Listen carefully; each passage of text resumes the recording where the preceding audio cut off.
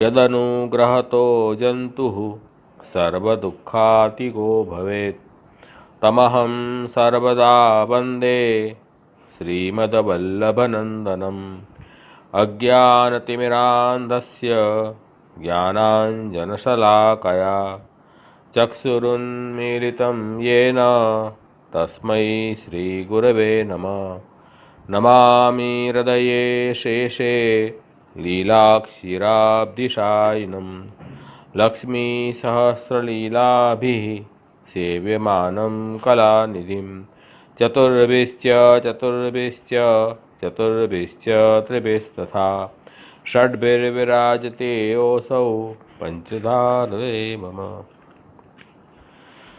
बर्हापीडं नटवरवपुः कर्णयोः कर्णिकारं बिभ्रद्वास कनककपीशं वैजयन्तीं च मालां रन्ध्रावेणोरदरसुधया पूरयन् गोपवृन्दैः वृन्दारण्यं स्वपदरमणं प्राविशद्गीतकीर्तिः। कल भागवत की कुछ भूमिका शुरू की थी, आज अपन वेणुगीत शुरू करेंगे। वेणुगीत में को समझाने के लिए श्री महाप्रभु जी ने पुरुषोत्तम सहस्त्रनाम सूत्र में दो नाम दिए हैं। एक नाम है गोपी काम प्रबोधक। गोपीजनों में काम अर्थात भगवत मिलन की इच्छा, भगवान के मिलन की इच्छा को उदय कराने वाले भगवान श्री कृष्ण गोपी काम प्रबोधक। और दूसरा नाम है गोपी रत्न स्तुताशेष वेणुवाद्य विशारद। गोपी रूप जो रत्न है, यहाँ गोपीजनों को रत्न बताए हैं क्योंकि भक्ति में तो यही रत्न है गोपीजन। तो ये गोपीजन रूपी जो रत्न है उनके द्वारा जो स्तुति की गई है, इसमें वेणुगीत में प्रभु की स्तुति है क्योंकि वेणुगीत के अंदर भगवान के स्वरूप, भगवान के गुण लीलाओं का वर्णन है।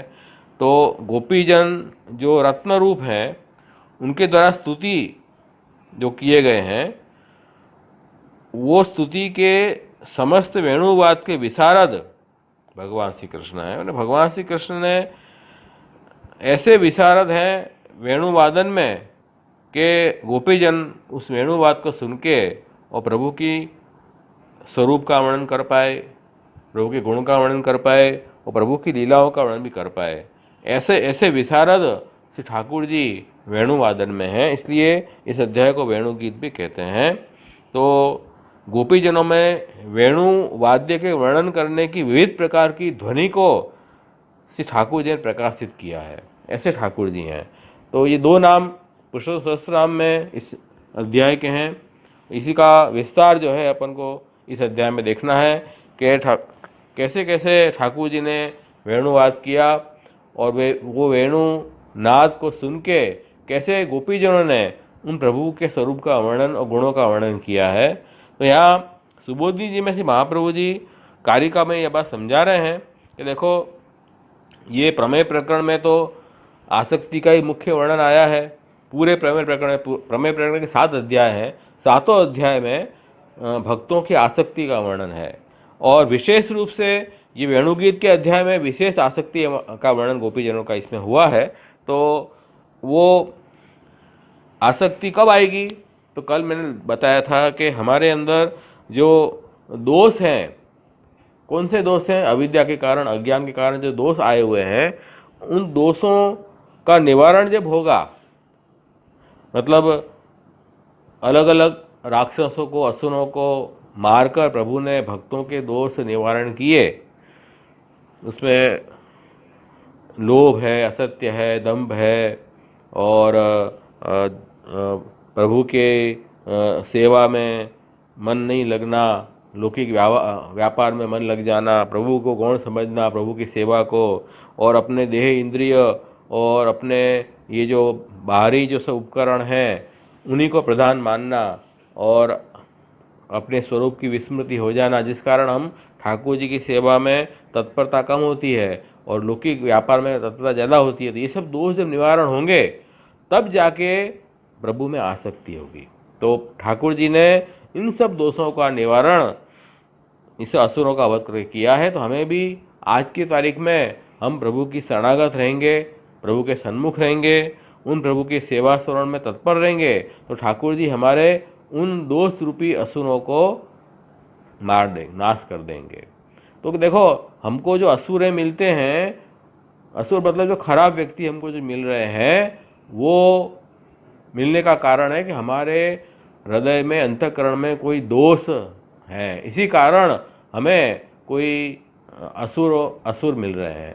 तो हमारा हृदय शुद्ध हो जाएगा, हम शुद्ध हो जाएंगे, तो हमें ये जगत भी भगवत लीला में दर्शन होंगे। इस कारण यहाँ अब आसक्ति का वर्णन मुख्य रूप से हुआ है।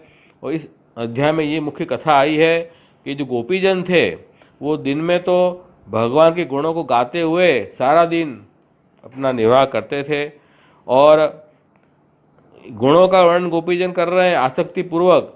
इसका मतलब श्री महाप्रभु जी आज्ञा कर रहे हैं, तद गुणेषु प्रसक्ता ही तद आसक्ता भवंती ही। क्या कह रहे हैं कि भगवान के गुणों में जो आसक्त है वे ही भगवान में आसक्ति वाले हैं। क्योंकि यदि गोपीजन भगवान के गुणों में आसक्त हैं, इसका मतलब कि भगवान में आसक्त है।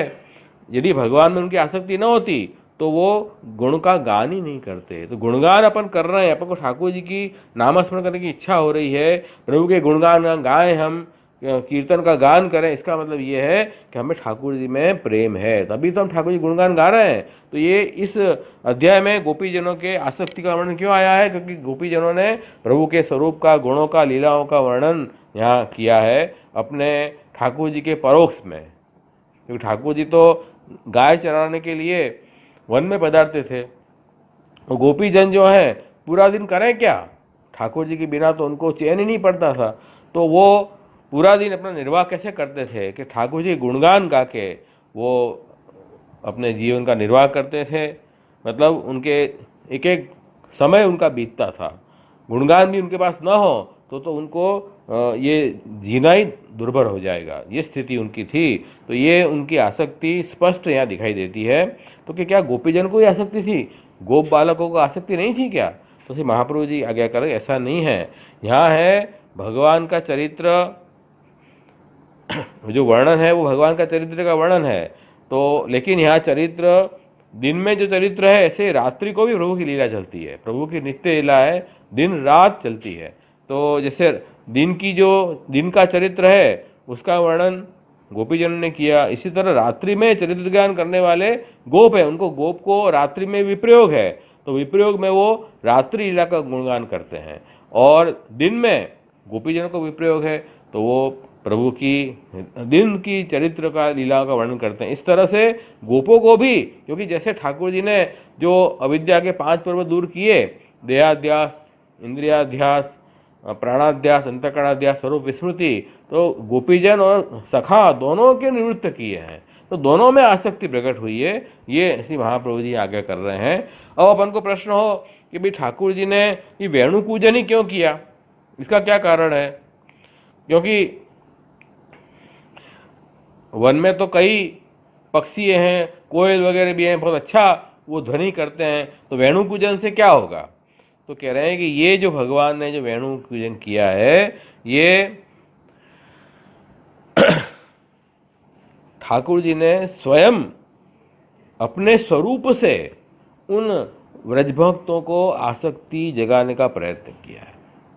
क्योंकि अब तो यहाँ तो प्रमेय का मतलब है कि अपने स्वरूप से उन व्रजभक्तों को प्रेम प्रकट करना अपने में। क्योंकि देखो, पहले प्रमाण प्रकरण की लीलाओं में प्रभु ने लीलाओं के द्वारा प्रेम प्रकट किया, अब ये प्रमेय प्रकरण की लीलाओं में आसक्ति प्रकट करेंगे ठाकुर जी। तो आसक्ति को जगाने के लिए, माने उन भक्तों में आसक्ति प्रकट हो प्रभु के लिए, उसके लिए ठाकुर जी ने वृंदावन में प्रवेश किया और प्रवेश करके वेणु पूजन किया, ये कह रहे हैं। तो इसका मतलब ये है कि वृंदावन में प्रवेश करना और वेणु पूजन करना, इसका मतलब ये है कि भगवान ने उन गोपिकाओं को अंगीकार किया है, गोपीजन पर उनको प्रेम है इसलिए। और वृंदावन में अकेले नहीं पधारे हैं, लेकिन अपने गाय और गोपों के साथ पधारे हैं। इसका मतलब स्पष्ट ये है कि ठाकुर जी ने उन सबको अपनी लीला के लिए अंगीकार किया है। तो यही बात यहाँ समझाना चाह रहे हैं कि देखो, ये अलौकिक आसक्ति प्रभु उनमें प्रकट करना चाह रहे हैं। देखो, अपने में भी आसक्ति है, लेकिन अपनी अलौकिक आसक्ति नहीं है, लौकिक आसक्ति है। संसार में हम आसक्त हैं, तो वो आसक्ति कॉमन है, लेकिन दिशा अलग है। भगवान के स्वरूप में आसक्ति होनी वो अपने लिए परम फलदायक है, उससे अपना उद्धार होगा। वही आसक्ति हम सांसारिक वस्तुओं में अपन लगाएंगे, जैसे अपने परिवार में पति पत्नी पुत्र वगैरह मित्र वर्ग और सांसारिक की जो वस्तुएं हैं उसमें हम आसक्ति लगाएंगे, तो वो तो हमको हमारे पतन का कारण बनेगा। तो कि ये आसक्ति हमको अलौकिक आसक्ति जगाने के लिए ठाकुर जी ने ये वेणुवाद किया है, ये तो अलौकिक आसक्ति है। इसीलिए पुष्टि मार्ग में देखो, यहाँ ये विशेषता है कि ठाकुर जी स्वयं जहाँ साधन बन जाते हैं। यमे वैष्णुते तेन लभ्य, मतलब प्रभु की प्राप्ति का साधन स्वयं प्रभु बने हैं। मतलब ठाकुर जी ने जिसका अंगीकार किया है, उनके सर्व साधन आप सिद्ध करते हैं, ये बातें बताई है। मैंने गोपीजन जो है वो दिन को गोकुल में अपने घर में बैठी हैं, और भगवान वन में जो लीलाएं कर रहे हैं, उन लीलाओं का गोपीजन अनुभव कर रहे। ये अलौकिक ध्वनि है, लौकिक ध्वनि नहीं है। तो अपन को ये बात देखो, यहाँ आप घर में बैठे हुए हो, मैं भी अपने घर में बैठा हुआ हूँ, लेकिन इस इंटरनेट नेटवर्क के माध्यम से आप मेरी वॉइस भी सुन पा रहे हैं, मुझे देख भी पा रहे हैं। तो ये शायद 20-50 साल पहले ये बात समझ में नहीं आएगी कि घर में बैठा व्यक्ति वहाँ की बात यहाँ कैसे देख सके और सुन सके। लेकिन आज देखो, साइंस इतना बढ़ गया, तो हम देख पा रहे हैं, एक दूसरे को देख पा रहे हैं, सुन पा रहे हैं। तो ये देखो, ये नेटवर्क है, लेकिन ये भौतिक बात है। ये क्या है? भौतिक है। यहाँ अलौकिक रूप से प्रभु ने ऐसा वेणुनाद किया कि जो घर बैठे गोपी देख पा रही थी, और उनको लाइव टेलीकास्ट उनको हो रहा था। प्रभु की लीला, वन में क्या लीला हो रही है वो दर्शन भी कर पा रही हैं विप्रयोग में, क्योंकि उनके जो तार थे, प्रभु प्रेम के तार, वो भगवान से जुड़ गए थे। और भगवान तो अपने हृदय में विराजते ही है ना, भगवान तो दूर कहीं गए नहीं है। ये तार कैसे जुड़े हुए हैं कि वो जो परमात्मा है वो सब जगह व्याप्त है। जैसे अपना नेटवर्क क्या है, सब जगह व्याप्त है। तो हर जहाँ भी आप इसको इंस्ट्रूमेंट को लगाओगे, वो नेटवर्क आएगा, तो नेटवर्क से वो जुड़ जाएगा। इसी तरह परमात्मा सब पूरी सृष्टि में व्याप्त है। अब बात क्या है, आपको उन परमात्मा में प्रेम प्रकट करोगे आप, तो वो भगवान जो हैं वो भले ही जैसे भगवान वन में लीला करने पधारे, तो गोपी जी अपने घर बैठे भी उन भगवान के दर्शन कर पा रहे हैं। तो ये उनका क्योंकि परमात्मा उनके हृदय में विराज रहे हैं, वही परमात्मा वन में विराज रहे हैं, तो दोनों जुड़े हुए हैं एक नेटवर्क से। तो ये भक्ति का नेटवर्क है जिससे सब एक साथ जुड़े हुए हैं। इसमें ये अलौकिक बात है, कोई भौतिक ये मशीनरी की बात नहीं है। ये समझाओ, तो ये समझाया कि ये भगवान ने इस तरह से अलौकिक ये अंगीकार उनको करके और उनको ये अनुभव करवाया गोपियों को। उसके बाद जब यहाँ ये बात मुख्य समझनी है कि जब ठाकुर जी ने वेणुनाद किया, तब वेणुनाद सुना और गोपीजनों में भगवान को मिलने की अत्यंत इच्छाएं प्रकट हुई, और उसके कारण अपने सब गोपीजन परस्पर प्रभु के गुण को गाने का प्रारंभ करने लगी। लेकिन वो गुणगान कर नहीं पाई, ये हमें दिया है। क्यों नहीं कर पाई? क्योंकि उनकी आसक्ति जो है वो विद्या रहित थी। देखो, इसमें एक बात समझो, विद्या अविद्या दोनों भगवान की शक्ति हैं।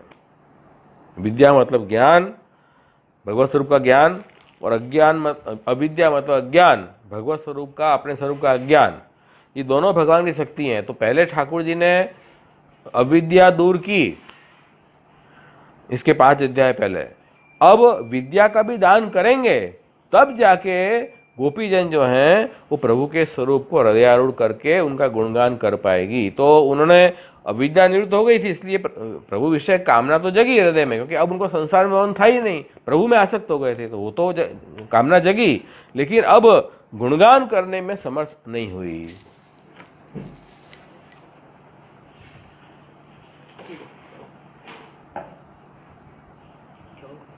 गुणगान करने में वो समर्थ ना हो पाई, तब भगवान को दुख हुआ कि अरे मेरे भक्त तो मेरे गुणगान नहीं कर पा रहे हैं, तो अपने भक्त का पक्ष लिया उन्होंने, और पक्षपाती होके और ठाकुर जी ने सुखदेव जी के द्वारा ये श्लोक का गान करवाया।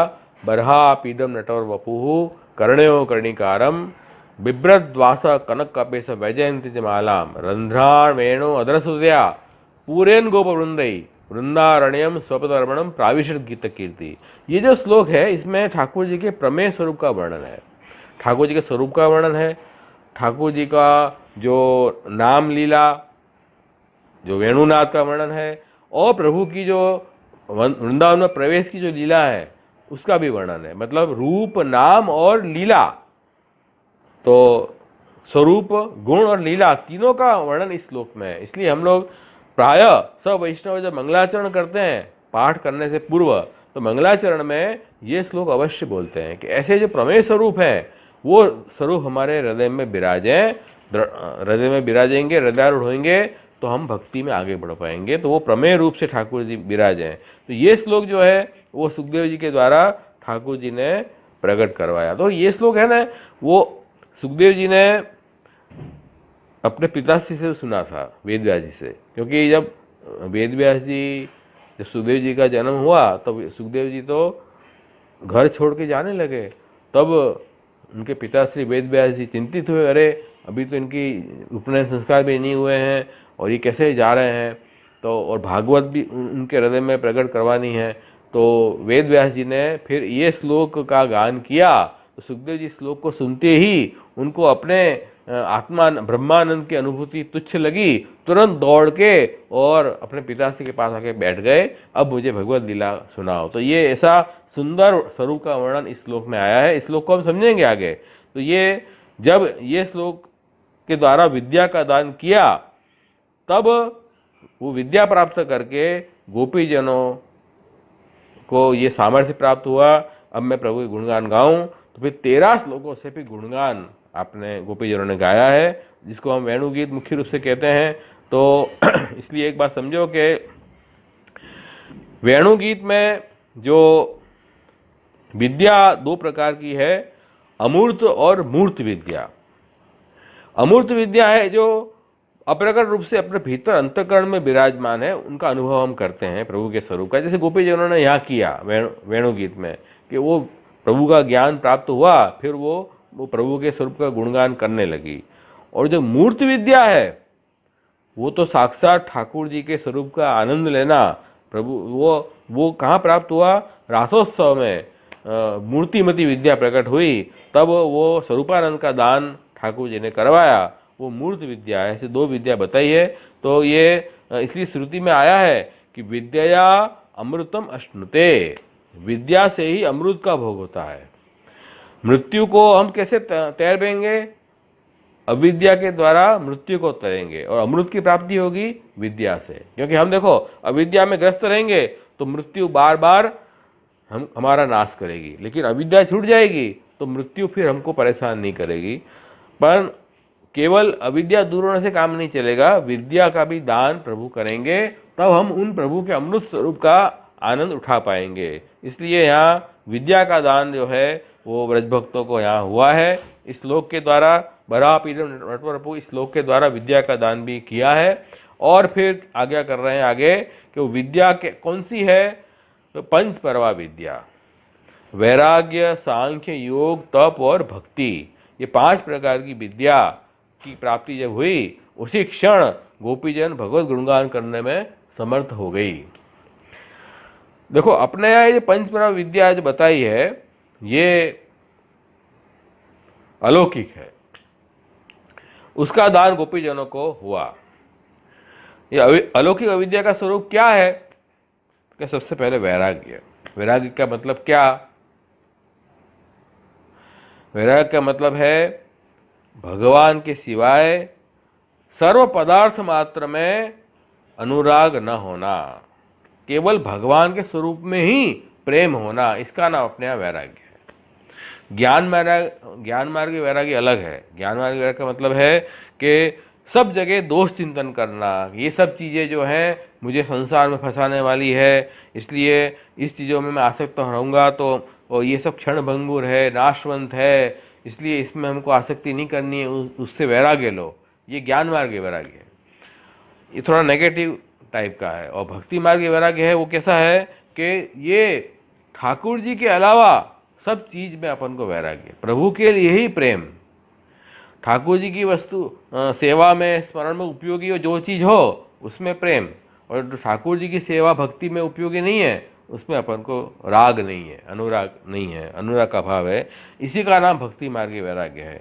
इसलिए हम किसी चीज़ को दोष चिंतन करके छोड़ते नहीं है भक्ति मार्ग में, अरे खराब है खराब, ऐसा नहीं करते हैं। ज्ञान मार्ग के लोग हर चीज़ को छोड़ते हैं, त्याग का मार्ग है वो। हम लोग त्याग के ऊपर भार नहीं देते हैं। और न तो अपना संसार आसक्ति का मार्ग है, अपना मार्ग है भगवान की भक्ति में, भगवान के भजन में हमें जो चीज़ अनुकूल आ रही है उसमें वैराग्य नहीं करना है, जो भगवान की भक्ति में प्रतिबंध रूप है उसमें वैराग्य करना है। इसलिए से महाप्रभु जी आगे कर रहे हैं, असमर्पित वस्तु नाम तस्माद वर्जनम आचरेत। जो असमर्पित है मतलब जो ठाकुर जी की सेवा में उपयोगी नहीं है उनका वो त्याग करो। तो ये बात बताई सिद्धांत रहस्य में। और यस्य वा भगवत कार्यम यदा स्पष्टम न दृश्यते तदा विनिग्रस्तस्य कर्तव्य निश्चय। निरोध लक्षण में इसी महापुरुष आज्ञा कर रहे हैं कि जो चीज़ अपन को ठाकुर जी की सेवा में उपयोगी न हो उसमें से आपका मान हटा लो। दूसरा पर्व है सांख्य।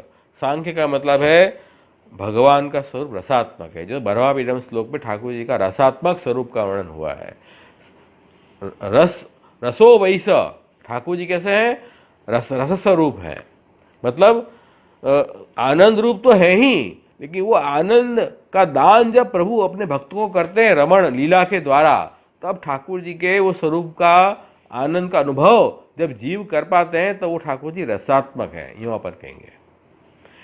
मतलब ठाकुर जी साक्षात संयोग करवा के भी आनंद का दान करते हैं, और ठाकुर जी परोक्ष में हो नहीं मिलाते हो तब भी प्रभु अपने गुणगान के द्वारा भी उन भक्तों को अपने आनंदात्मक स्वरूप का अनुभव कराते हैं।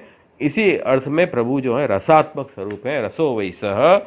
ये इस चीज़ का ज्ञान होना कि केवल प्रभु व्यापक निराकार है, ये अपने यहाँ सांख्य ज्ञान मार्गी सांख्य है। भक्ति मार्गी सांख्य क्या है कि ठाकुर जी अक्षरता इदम फलम, भाई इन स्वरूप का हमको दर्शन करना, इन स्वरूप की सेवा करना, ये रसात्मक स्वरूप है। ये जो भाव है ना, ये जो ज्ञान है, ये सांख्य भक्ति मार्गी सांख्य है।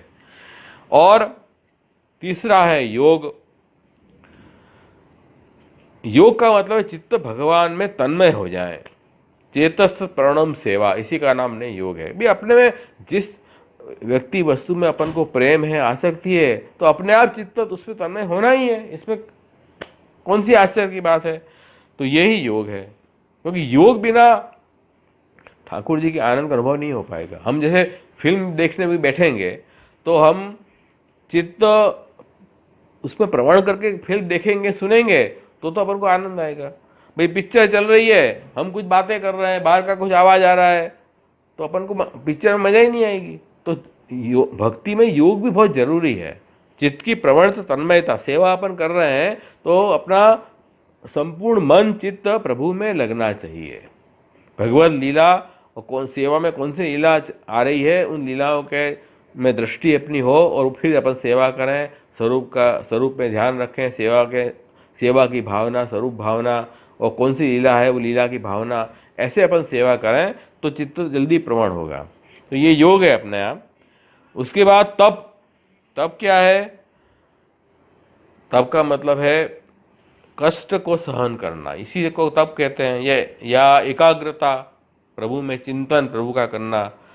तो भक्ति मार्ग तब ये है कि भगवान के विप्रयोग से उत्पन्न जो तापक क्लेश है उसका अनुभव जीव कर पाए तो वो तप सिद्ध हुआ। तप से हम परिपक्व होते हैं। जैसे मिट्टी का घड़ा है, उसको हम गर्म करके परिपक्व करते हैं, तब वो पानी भरने लायक बनता है। नहीं तो क्या होगा कि पानी भरेंगे और घड़ा बिखर जाएगा। ऐसे जीव जो है वो परिपक्व हो जाएगा, तो जब ठाकुर जी न बिराजते हो तब भी उन ठाकुर जी के स्वरूप का अनुभव हम अपने अंतःकरण में कर पा रहे हैं विप्रयोग से, तो ये एक सिद्धि है, अलौकिक सामर्थ्य रूपी सिद्धि है। यही हमारे यहाँ तप है। और भक्ति पांचवा पुरुषार्थ, वो कह रहे हैं कि भक्ति विकल्प ये है कि धर्म अर्थ काम मोक्ष चारों पुरुषार्थ के ऊपर एक पांचवा पुरुषार्थ कि केवल ठाकुर जी की सेवा स्मरण ही फल है। इस रूप से नॉर्मली क्या करते हैं, हम सामान्य ऐसे यूँ सोचते हैं आदमी कि हम सेवा रूपी धर्म पर निभाएंगे, उससे हमारा कल्याण हो जाएगा, दुख दूर हो जाएंगे, मुक्ति मिल जाएगी। तो ये क्या हुआ, भक्ति स्वतंत्र पुरुषार्थ नहीं हुआ। लेकिन इसमें हम कह रहे हैं कि भक्ति स्वतंत्र पुरुषार्थ है। मुक्त होकर भी क्या करना है भाई, मोक्ष हमारा लास्ट फल है, तो मुक्त होकर भी क्या करना है, मुक्त होकर भी हमें प्रभु की सेवा नहीं छोड़नी है। अगर ऐसी मुक्ति मिले कि जहाँ ठाकुर जी की सेवा ही प्राप्त ना हो, ठाकुर जी का स्मरण ही प्राप्त ना हो, तो ऐसी मुक्ति क्या काम की। इसलिए स्मरणम भजनम न त्याजम इति में मति, स्मरण भजन का चक्र चलता रहना चाहिए। ये स्वतंत्र भक्ति पुरुषार्थ। ऐसे पंच पर्व विद्या की बातें बताई है। तो ये पंच पर्व विद्या का दान इस बरापीडम श्लोक के द्वारा गोपीजनों को प्राप्त हुआ। तब गोपीजन जो है वो प्रभु के गुणगान करने में समर्थ हुई।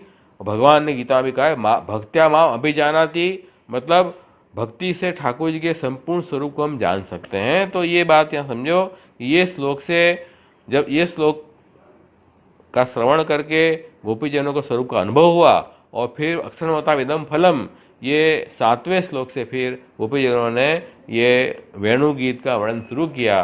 जो 7 से लेके 19वें श्लोक तक 13 श्लोक तक ये वेणु गीत है। और अंतिम में जो 20वां श्लोक है वो उपसंहार सुखदेव जी ने कहा है।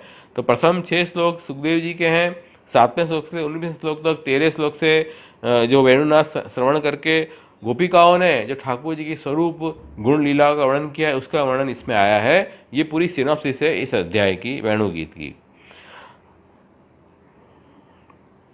और दूसरा जो भाव एक बताया है 13 श्लोकों का, भाई 13 श्लोक में वेणु गीत कैसे है, तो कह रहे हैं कि आशय श्री महाप्रभु जी समझा रहे हैं कि हम जिस स्वरूप के गुणों का वर्णन कर रहे हैं इस वेणु गीत में, वो स्वरूप जो है वो पुरुषोत्तम है। पुरुषोत्तम मतलब वो काल से भी अतीत उत्तम है, काल को भी अपने वश में रखने वाले वो पुरुषोत्तम है। देखो काल ऐसी चीज है ना कि हर व्यक्ति काल से ग्रसित है। ब्रह्मा जी जैसे, ब्रह्मा जी ईश्वर कोटि के देव हैं, उनकी भी आयु मर्यादा बताई गई है 2 परार्थ। तो काल तो वहाँ भी अपना जोर कर रहा है, लेकिन ठाकुर जी जो हैं उनके ऊपर काल का जोर नहीं चलता है। ठाकुर जी की चेष्टा ही काल है। तो आप तो कालातीत हैं, काल से भी उत्तम हैं। इसलिए कह रहे हैं कि द्वादशांग पुरुष जो हैं वो आपका स्वरूप है। 12 अंग वाले जो पुरुष हैं और वो द्वादश मास भी 12 हैं। इस तरह वो पुरुष से भी अतीत आप उत्तम हैं, ऐसे इसलिए 13 श्लोक से वर्णन किया है। भाव ये है कि भगवान कृष्ण जो पूर्ण पुरुषोत्तम है, उनका जो स्वरूप, उनकी गुण, उनकी लीला सब नित्य आनंदात्मक है, कालातीत है। उनको प्राकृत लौकिक जैसे मत समझो। कई लोग भगवत लीला समझते नहीं हैं और ठाकुर जी को लौकिक दृष्टि से देखने लगते हैं। और कई बॉलीवुड की फिल्म में भी देखो अपने भगवान कृष्ण का चरित्र बड़ा भद्दा वहाँ दिखाते हैं, उनको कुछ समझ तो है नहीं। और हम हिंदू लोग ऐसी पिक्चर देख के उनको प्रोत्साहित भी कर रहे हैं। देखो ये तो हमको भी ज्ञान नहीं है ना, उनको बनाने वाले, उनको तो क्या है हिंदू धर्म को कैसे भी करके और नीचा दिखाना। और हम हिंदू मूर्ख हैं कि अपने इष्ट जो हैं, अपने प्रभु, अपने देव हैं, उनको गलत ढंग से पेश किया, फिर भी हम पिक्चर को देख के प्रोत्साहित करते हैं। तो एक बात समझो, हमारे प्रभु जो हैं वो कालातीत आनंदात्मक स्वरूप हैं, उनकी लीला भी नित्य है, आनंदात्मक है। तो जहाँ आपको यहाँ लौकिक भोग की बात वहाँ है ही नहीं, ये तो अलौकिक काम की बात है। क्योंकि जो लौकिक जो कामदेव हैं उनको तो पराजित कर दिया है, वो तो बेचारे वहाँ से भाग गए हैं। तो वो लौकिक काम तो है ही नहीं। जो लौकिक जो काम की बात हम देख रहे हैं, लोक में जो इच्छाएं हम देख रहे हैं, ऐसी इच्छाओं का वहाँ कोई स्कोप ही नहीं है। ये वेणुगीत गोपी की कोई भी लीला है प्रभु की, ये बात खास समझनी है अपन को। उसके बाद पहला श्लोक अपन देखें, इत्थम सरस्वच्छ जलम पद्माकर सुगंधिना निषद वायुना वातम सगो गोपालक अच्युतः। क्या कह रहे हैं? इत्थम सरस्वच्छ जलम पद्माकर सुगंधिना न्यविशद वायुना वातम सगो गोपालक अच्युतः। अच्युत या भगवान का नाम है, जिसमें कोई जात की क्षति नहीं है, वो अच्युत हैं।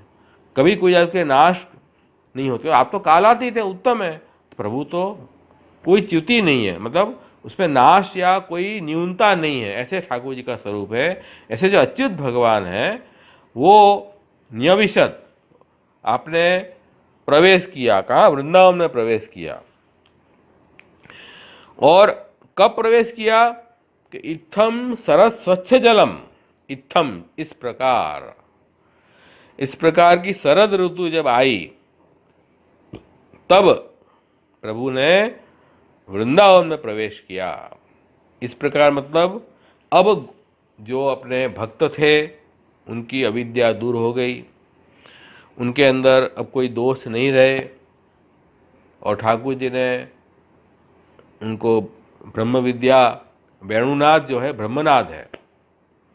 क्योंकि देखो वेद जो है ना, वो क्या है? वेद ठाकुर जी के निश्वास वाणी है, मतलब अव्यक्त वाणी का स्वरूप जो है वेद है। तो वाणी तो मुख से ही प्रकट होती है, वही नामात्मक स्वरूप है प्रभु का।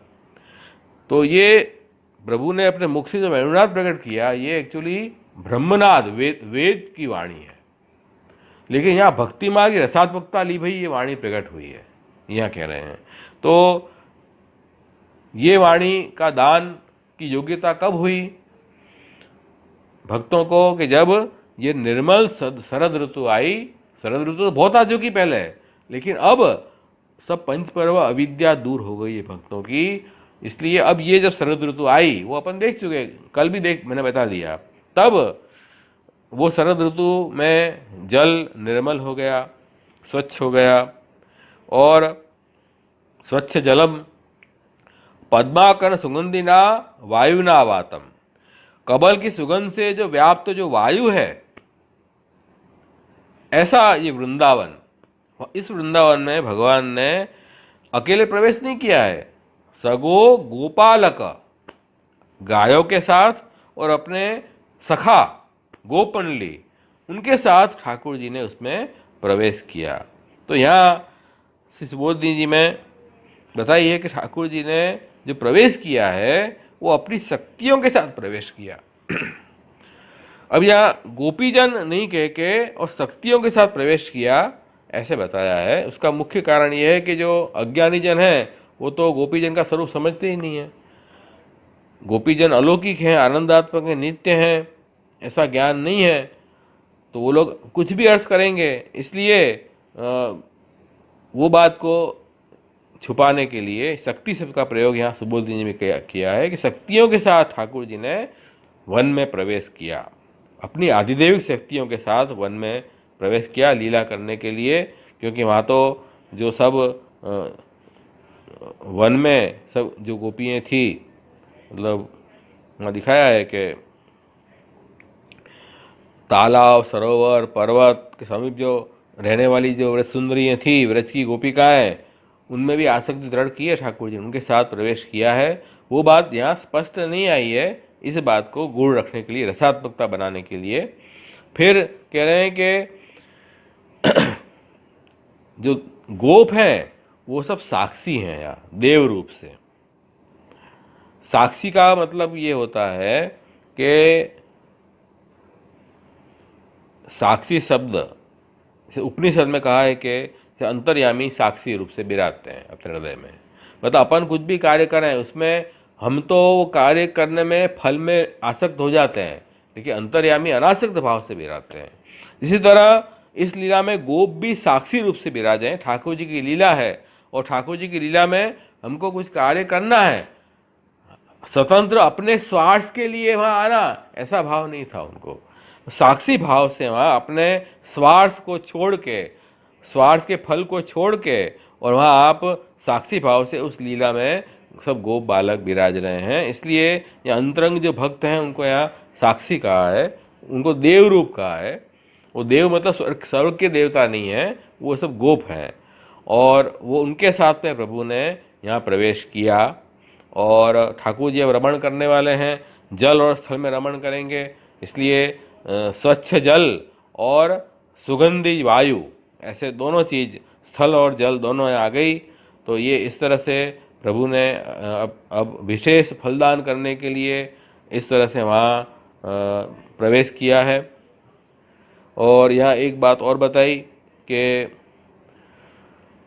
न्यवेशेद जो कहा है, तो ख्यास कह रहे हैं कि ये जो वन जहाँ प्रवेश कर रहे हैं प्रभु, वो कोई आदि भौतिक वन नहीं है, ये बात समझ लो। ये तो आदिदेविक आनंदात्मक, वहाँ के जीव जंतु, वृक्षावली, पुष्प, पताका सभी आनंदात्मक हैं, प्रभु के नित्य लीला में है प्रवेश आपने किया है। तो ये कोई अपन जो भौतिक में जो वन मिलता है ऐसा वन होगा, ऐसा मत समझो। यहाँ तो सभी कुछ आनंदात्मक नित्य है, वहाँ काल का प्रवेश नहीं है, नहीं प्रवेश विधि अर्णो रे, काल का प्रवेश भी वहाँ इस वन में नहीं है। ऐसा आनंदात्मक नित्य ये वन है, ये आज्ञा कर रहे हैं। इसी रीते इस तरह से प्रवेश करके अब वो कैसे अब उन ठाकुर जी ने वेणु पूजन किया, वो अब दूसरे श्लोक में आया है। कुसुमति वनराज सुष्मि भृंग द्विजकुल जुष्ट सर सरेन महेंद्रम मधुपति अवगाय चारयन गा सह पशुपाल बलस्य चूकूज वेणु। अब ठाकुर जी ने मधुपति, मधुपति मतलब भगवान श्री कृष्ण, उन्होंने यहाँ वेणु चूकूज, वेणु पूजन किया। कैसे पूजन किया? गा चारयन, गायों को चराते हुए वो मधुपति भगवान श्री कृष्ण ने वेणु का पूजन किया। और क्या ठाकुर जी अकेले थे? नहीं, अकेले नहीं थे। सह पशुपाल बल, पशुपाल मतलब गोप सखा, और बल मतलब बलदेव जी, उनके साथ में गाय चराते हुए आपने वहाँ वन में प्रवेश करके और वेणु पूजन किया है। और वन की शोभा कैसी है वो दिखा रहे हैं। कुसुमित वनराज सुष्मि भृंग, मतलब वन की जो पंक्तियाँ थी, वृक्षावली सब, उसमें सब पुष्प वगैरह से उत्पन्न जो गंध और रस झर रहे थे, उसके मद से जो भ्रमर और पक्षी के समूह जो वहाँ हैं आके बैठ गए। और वहाँ के तालाब, वहाँ की नदी, वहाँ के पर्वत, वो सब ऐसे सुगंधित और इन प्राणियों से सेवित हो गए, इन पक्षियों से, भ्रमर से सेवित हो गए। ऐसे सुंदर वन में ठाकुर जी ने वहाँ प्रवेश किया है, वो गोचारण धर्म को करते हुए। तो यहाँ गोचारण धर्म आप निभा रहे हैं। और ये भगवान कैसे हैं? मधुपति हैं। मधुपति मतलब वसंत के अधिपति हैं और श्रृंगारात्मक स्वरूप आपका है। और आपने गोचारण धर्म को निभाते हुए और क्यों प्रवेश किया? कि जो देवताएं हैं, देवताएं कौन है? व्रज गोपिकाएं, उनका जो आसक्ति प्रभु है उसको जागरूक करने के लिए आपने वेणु पूजन किया है। तो यहाँ वेणु पूजन, और प्रभु ने अपने साथ ज्ञान शक्ति, क्रिया शक्ति दोनों साथ में रखी है। क्रिया शक्ति कौन है? गोप सखा सब, और ज्ञान शक्ति है बलदेव जी।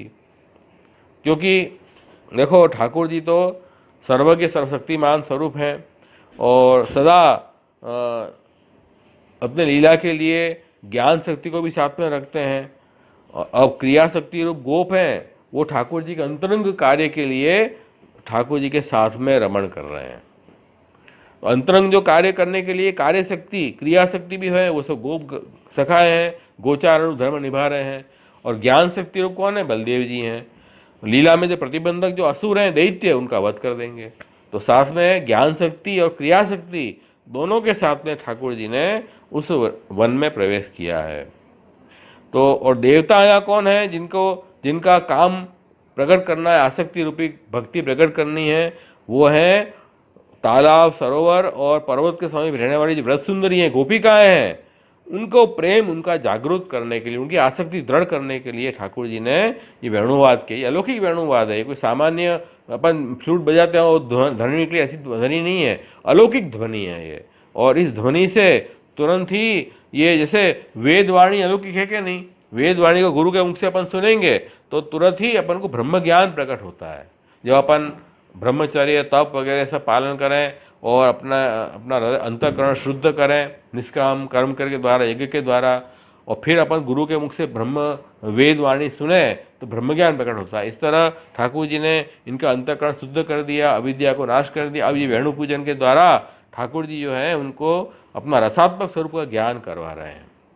तो ये वही बात है, ठाकुर जी के वाणी प्रकट हो रही है वेणुनाथ के द्वारा, तो ये अलौकिक वाणी है, ये बता रहे हैं। और भगवान को मधुपति इसलिए कहा है, मधुपति क्यों कहा, क्योंकि वसंत के स्वामी होने से, वसंत में कहते हैं कि सब प्रकार की सामग्री रस सिद्ध हो जाती है, सब ऋतु की राजा वसंत है। ऐसे ही भगवान भी जो है वो श्रृंगारात्मक स्वरूप है, सब श्रृंगार जो सब रस प्रभु प्रकट कर सकते, दसविध रस जो है ठाकुर जी में प्रकट होते हैं। ऐसे रसात्मक स्वरूप ठाकुर जी का है, इसलिए मधुपति विशेषण, मधुपति विशेषण प्रभु के लिए दिया है। तो और यहाँ वातावरण, जो वृंदावन की शोभा, जो भ्रमर और पक्षी और सुंदर जो सुगंधित वायु वगैरह का वर्णन है, उससे उद्दीपन भाव, उद्दीपन भाव मतलब ये कि जो भाव को जागृत ठाकुर जी को, देखो प्रेम, इसमें भाव में बात समझो कि विभाव, अनुभाव और संचारी भाव, ये सब भाव में बताई गई बात है। उसमें आसक्ति कहाँ प्रकट करनी है, आसक्ति का आधार कौन है, तो स्वयं ठाकुर जी, श्री कृष्ण, वो आलम्बन है, जो आधार है अपने भाव का, वो आलम्बन है, वो ठाकुर जी हैं। और ठाकुर जी जो वेश श्रृंगार धारण करें सुंदर सुंदर, और आजू बाजू वातावरण है जिससे वो ठाकुर जी का श्रृंगारात्मक स्वरूप खिल के आता है, तो ये जो है उद्दीपन भाव है। और जो गोपिकाओं ने अपने अनुभव प्रकट किए गुणगान के द्वारा वेणुगीत में, उससे भाव अपना दृढ़ होता है। तो ये ठाकुर जी ने उद्दीपन भाव वगैरह भी यहाँ प्रकट किए हैं, क्योंकि भ्रमर, पक्षी, वन की पत्तियों को में देखे हुए खिले हुए पुष्प, ये सब सुगंधित वायु, ये सब जो है इससे उद्दीपन भाव प्रकट हुआ है। और देखो एक बात और समझो कि ये वेणुनाद है, अपने यहाँ एकदम टैली नहीं होगा, लेकिन खाली समझने के लिए कि जैसे अपन मूवी देखते हैं, उसमें अपन जो म्यूज़िक डायरेक्टर कई प्रकार की म्यूज़िक उसमें डालते हैं। जैसे करुण सीन है तो करुण सीन को प्रकट करने के लिए म्यूज़िक अलग प्रकार की होती है, कॉमेडी सीन के लिए अलग प्रकार की म्यूज़िक होती है, और प्रेम के सीन होंगे उसके लिए अलग प्रकार की म्यूज़िक होगी। इस तरह हर प्रकार की जो जहाँ वहाँ जो भाव को व्यक्त करने के लिए अलग अलग प्रकार की वहाँ म्यूज़िक ट्यूनिंग करनी पड़ती है। इसी तरह ठाकुर जी ने भी कुछ ऐसी वेणुनाद किया कि जिससे गोपिकाओं को प्रभु के प्रति प्रेम एकदम जागृत हुआ है, उनका स्वरूप हृदयारूढ़ हुआ। एकदम टैली नहीं होगा कि ये तो लौकिक म्यूज़िक की बात हो रही है, यहाँ तो ये अलौकिक वाणी है प्रभु की, वहाँ तो बहुत बड़ा डिफरेंस रहेगा ही। खाली समझने के लिए कि वेणुनाद कैसे वो भगवत भाव को प्रकट करता है, ये बात समझाने के लिए मैं कह रहा हूँ। तो इस तरह से यहाँ गोपिकाओं में प्रभु को मिलन की अभिलाषा जगी, कैसे ठाकुर जल्दी मिलें, इस तरह की उनको अभिलाषा जगी। और तब व्रज स्त्रियों ने वो भगवत भाव जगाने वाली वंशी का नाद जब सुना, तो वो तीसरे श्लोक में आया, तद व्रज स्त्रिय आश्रित्य वेणुगीतं स्मरोदयम काश्चित् परोक्षम कृष्णस्य स्वसखीभ्यो अनुवर्णयन। क्या कह रहे हैं कि व्रज की स्त्रियों ने वो प्रेम जगाने वाली बंसी का नाद सुना, सुन के फिर वो उसमें कितनी गोपीजन तो ठाकुर जी के परोक्ष में अपनी सखियों के आगे उसका वर्णन करने लगी कि वेणुनाद में कौन सा भाव भरा हुआ है, उसका वर्णन गोपिकाएं करने लगी, क्योंकि उनको ये अब तार मिल गए थे ना। वो वेणुनाद सुना तो लाइव टेलीकास्ट होने लगा कि ठाकुर जी अब क्या बताना चाह रहे हैं, वन में क्या लीलाएं हो रही हैं, उन लीलाओं का प्रकट दर्शन होने लगे उनको, ऐसी अलौकिक लीलाएं ये प्रभु की हैं। तब यहाँ ये बात समझाई मुख्य कि ये कूजन गोपिकाएं ही सुन सकी और कोई नहीं सुन सका, क्योंकि आदिदेविक ये नाद था। देखो कोई एक जगह से जोर से म्यूजिक चालू करे स्पीकर में तो उसका साउंड सब जगह सुनाई देगा। ऐसा नहीं है कि जिसको सुनना है उसको सुनाई दे रहा है, क्योंकि ये तो लौकिक है। लेकिन ये जो वेणु पूजन है ये अलौकिक है। अलौकिक होने से यहाँ ब्रज में स्थित जो गोपिकाएं थी वही सुन सकी, अन्य कोई वो वेणुनाद नहीं सुन सके। जिसको सुनाना चाहते हैं ठाकुर जी वही वेणुनाद सुन सके, ये उसकी अलौकिकता है। क्योंकि वो काम भाव किसको जगाना है, ये अलौकिक काम की बात है, अलौकिक काम नहीं है। तो अलौकिक काम भाव जगाने के लिए प्रभु ने वेणुनाद किया, और जिसके हृदय में काम भाव जगाना है वही गोपिकाएं वो सुन सकी, ये बात खास बताइए। अब जब काम जागृत हुआ तो उसके कारण कुछ स्त्रियां तो मूर्छित हो गई अज्ञान अवस्था में, क्योंकि इतनी प्रभु की अभी वो प्रभु के स्वरूप को धारण करने की जब क्षमता नहीं आती है, जो तप की बात मैंने की थी, तो अपन प्रभु के स्वरूप को धारण नहीं कर सकते हैं, तो वो मूर्छित हो गई। और जिसको मूर्छित नहीं हुई वो भगवान कृपा है, भगवान उनके हृदय में विराजे हैं, तो ठाकुर जी को परोक्ष में भी वो प्रभु का गुणगान करने में समर्थ हो गई। ये बात महाप्रभु जी यहाँ समझा रहे हैं अपन को। और उसके बाद वो गोपीजन जो मूर्छित नहीं हुई थी वो सावधान होकर भगवत स्वरूप का वर्णन आरंभ किया। आरंभ तो करना शुरू किया, लेकिन फिर मूर्छित तो नहीं हुई, लेकिन लीलाओं का स्मरण करने से ठाकुर जी के मिलन की तीव्र इच्छा जागृत हो गई उनके हृदय में, इसलिए वर्णन ही नहीं कर पाई। जैसे अपन को बहुत जब भावुकता हो जाती है तब फिर हम कुछ बोल नहीं पाते हैं, एकदम हृदय भर आता है, ऐसे उनको हो गया, कुछ वो वर्णन कर ही नहीं पाई, हृदय भर आया। तब ठाकुर जी ने विचारा कि अरे इन गोपिकाओं का तो बहुत अभी एकदम विह्वल अवस्था हो गई है। तब सुखदेव जी ने एक स्वयं श्लोक ये लिखा, बरहा पीदम नटम वपुः कर्णयो कर्णिकारम। तो ये श्लोक में फिर ये श्लोक जब सुना गोपिकाओं ने तब वो स्वस्थ हुई है। तो ये श्लोक का अर्थ अपन अब कल देखेंगे, आज का समय अपना हो गया। तो यही श्लोक जो है ना एक मूल पूरे वेणुगीत का मुख्य श्लोक ये है। एक बात समझ लो, ये श्लोक के अंदर ठाकुर जी का स्वरूप का वर्णन, रसात्मक स्वरूप का वर्णन है। ये श्लोक के अंदर ठाकुर जी की जो वेणु नाद का वर्णन है, और यही श्लोक में प्रभु की लीला वृंदावन में रमण करने की उसका वर्णन भी आया है। तो इसी श्लोक का विस्तार बाद में आते 13 श्लोक है। ध्यान में रख लो ये बात। ये जो 5वां श्लोक है बरापी नटम वपुः, ये श्लोक को सुन के फिर गोपीजनों ने वर्णन आरंभ किया है।